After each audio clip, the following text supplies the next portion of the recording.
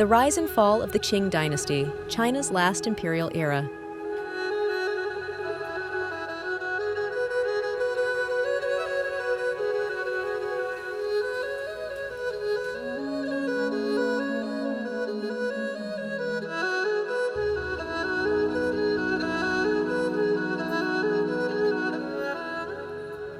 China, a land of immense beauty, ancient traditions, and powerful dynasties.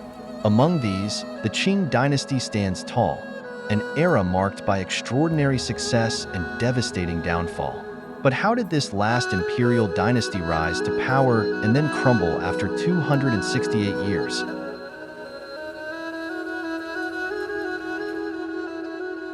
The Qing Dynasty didn't start within the heart of China, but came from beyond the Great Wall. The Manchus, nomadic warriors from the northeast, rose under the leadership of Nurhaci, a chieftain who unified the tribes and began what he called the later Jin, the precursor to the Qing Dynasty. Nurhaci said, "My sons, we ride not just to conquer land, but to build a future where Manchuria becomes the heart of an empire."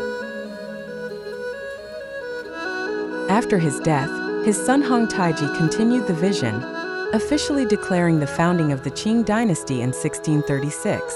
But it wasn't until 1644, when the Ming Dynasty crumbled, that the Qing seized control of Beijing.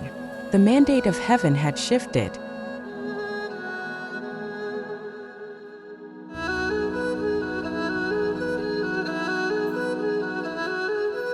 Kangxi, one of China's longest-reigning emperors, ascended the throne at the tender age of 7, a child emperor with the wisdom of a sage.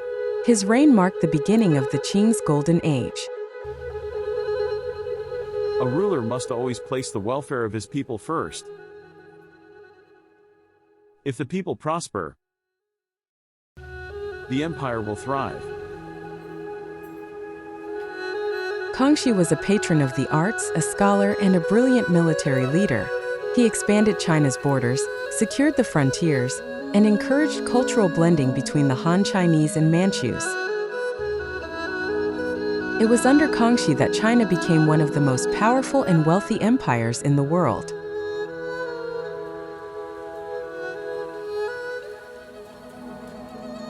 Then came Emperor Qianlong, Kangxi's grandson, whose reign was marked by both glory and excess. Like his grandfather, Qianlong was a lover of art and culture.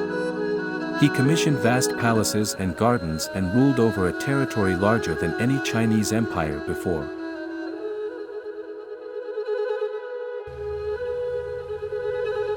But success bred arrogance. As Qianlong aged, he became less vigilant. Corruption crept into his court, and the empire, though still mighty, began to show cracks beneath the surface.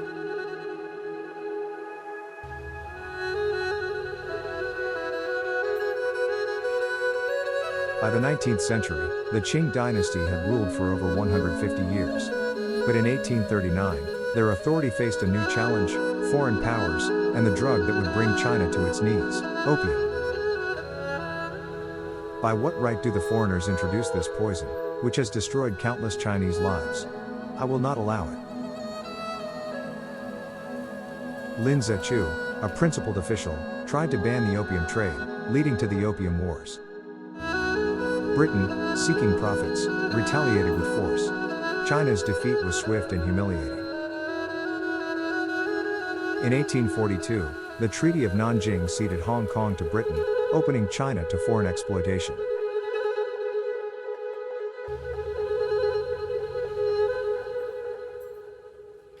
While the Qing were reeling from foreign aggression, internal dissent festered. The Taiping Rebellion, one of the deadliest conflicts in human history, erupted in 1850.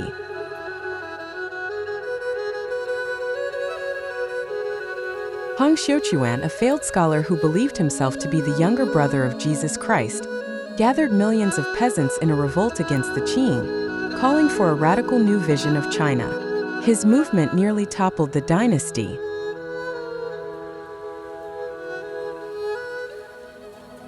It took over a decade, but the Qing finally crushed the rebellion in 1864. Yet the cost was devastating. Over 20 million people had perished. The empire was weakened, and rebellions continued to haunt the Qing.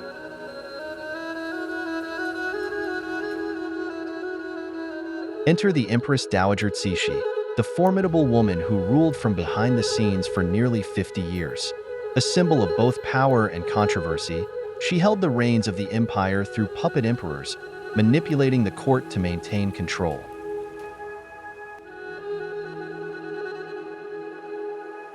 But while she was a master of palace intrigue, Cixi failed to modernize China. The empire's inability to reform left it vulnerable to external powers and internal decay.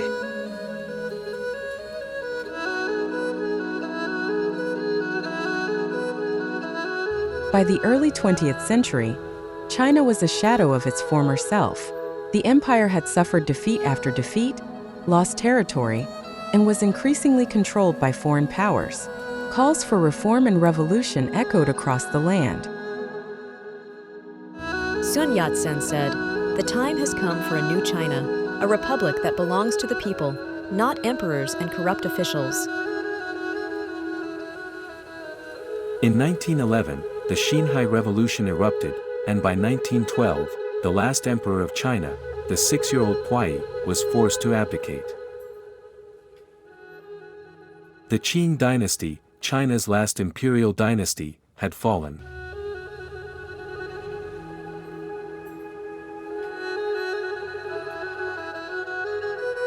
Though the Qing Dynasty is gone, its legacy remains.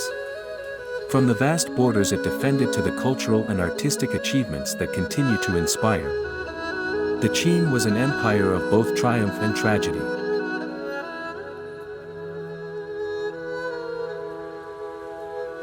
The Qing Dynasty's story is a reminder. No empire, no matter how powerful, is eternal.